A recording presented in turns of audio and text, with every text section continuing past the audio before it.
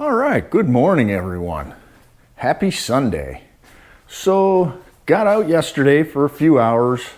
Not a huge day. Wanted to do some trolling, trying to see if the brown trout are starting to move up into the shallow areas, chasing bait fish. We got a couple, and I'll post up what we got at the end of this video, but had all intention of going out today and doing some trolling for stripers down in Beltsville. But this weekend we had a special guest in our house and wasn't able to get out today because she wasn't feeling real good last night. This is Alice, and she's a little puppy that a friend of my wife's rescued, and it just so happened that she was going away this weekend, and of course couldn't take Alice with her, so my wife decided to watch her for the weekend. Unfortunately, Alice had a sick belly last night and she wasn't feeling good. We took her to the vet yesterday, and he took care of her and she'll be perfectly fine. She just had an upset stomach, but she's staying with us until today.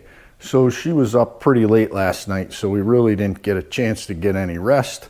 I did get up at 5 today and was planning on going, but it was just, I didn't get enough sleep. So we scratched the plan and we're just gonna chill out today, and hopefully Alice will be feeling better, and we'll do the striper fishing, next time we get out. So yesterday was it was a nice day out, much like today, sunny, little breeze.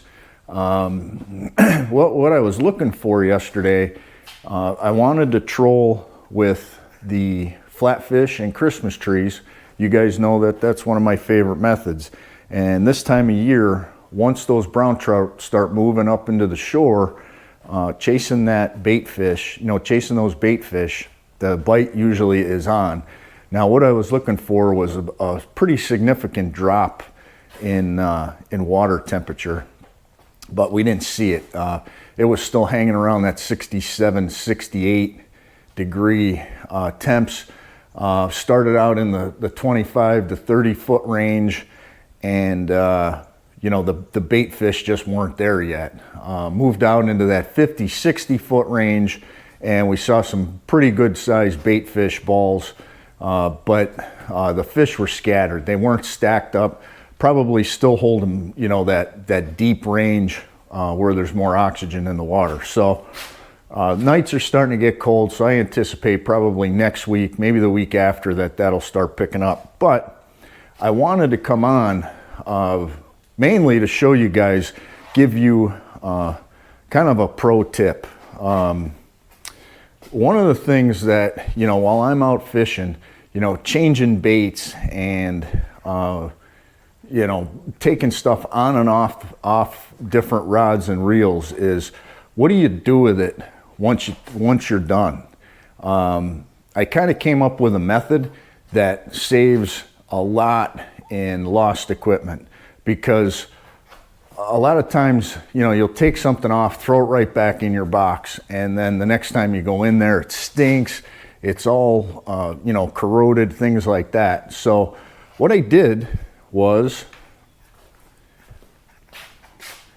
all right, I'll tell you what, I'm going to take Alice and I'm going to take her back in. She's about ready to go for a nap, and then we'll come out, and I got a pro tip for you guys on how to take care of your equipment after you use it.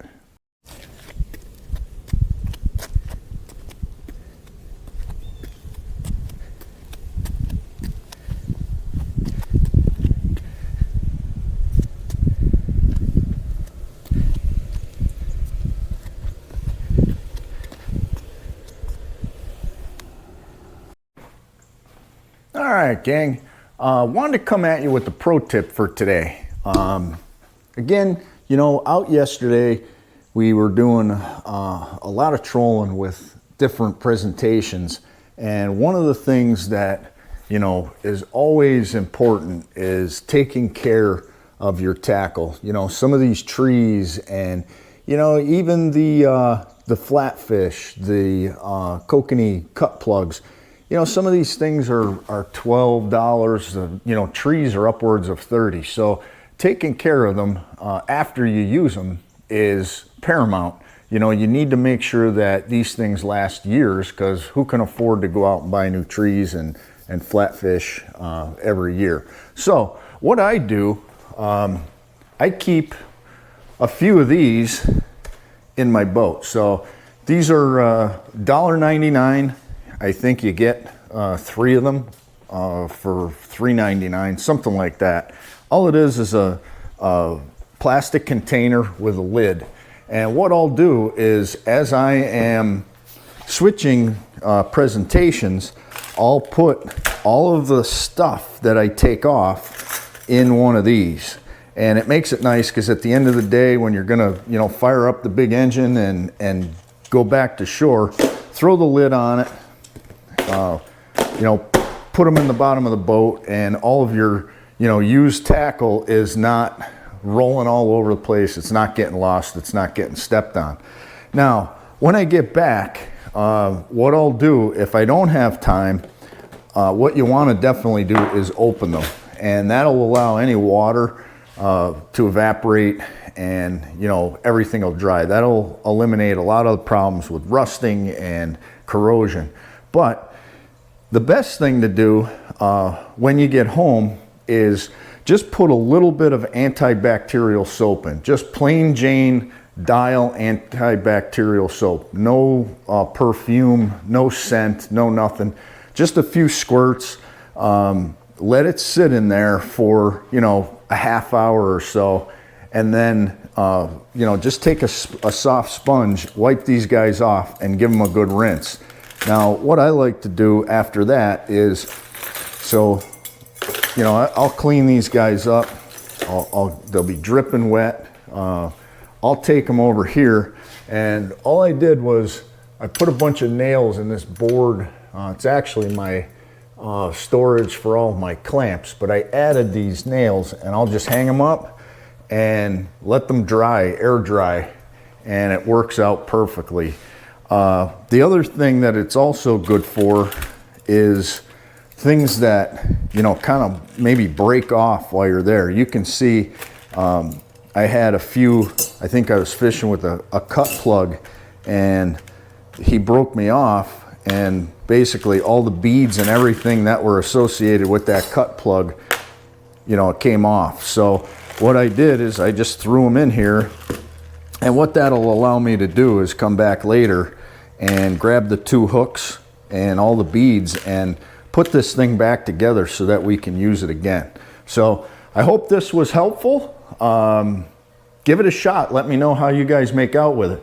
One of the other things that you could also do, if you have a designated space in your boat, you could get some Velcro and basically Velcro this thing to a certain spot in your boat so that it's right there ready to go when you need it. You know, somewhere that's tucked away where it wouldn't be in the way while you're fishing. So I hope this was helpful. I hope you guys enjoyed this short video, and we will be out on the water soon. I hope you guys will like, I hope you'll subscribe, and I'll see you soon out on the water.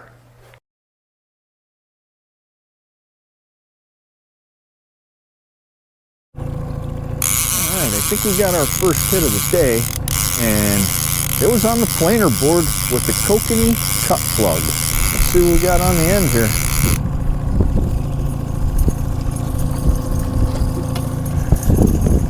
It's a little guy.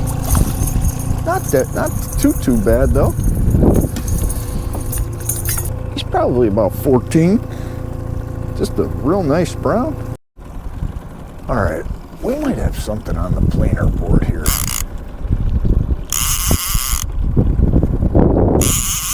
It's worth taking a look at. Looks like we have a pretty good pull on it. I don't know if it's on there. I won't know until I get the board in.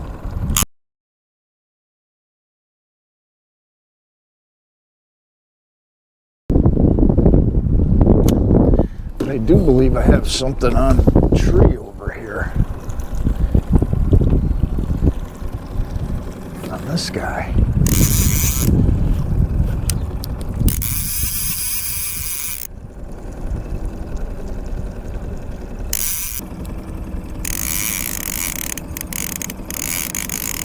All right, let's see what we got here. Another brown. We got him on the frog.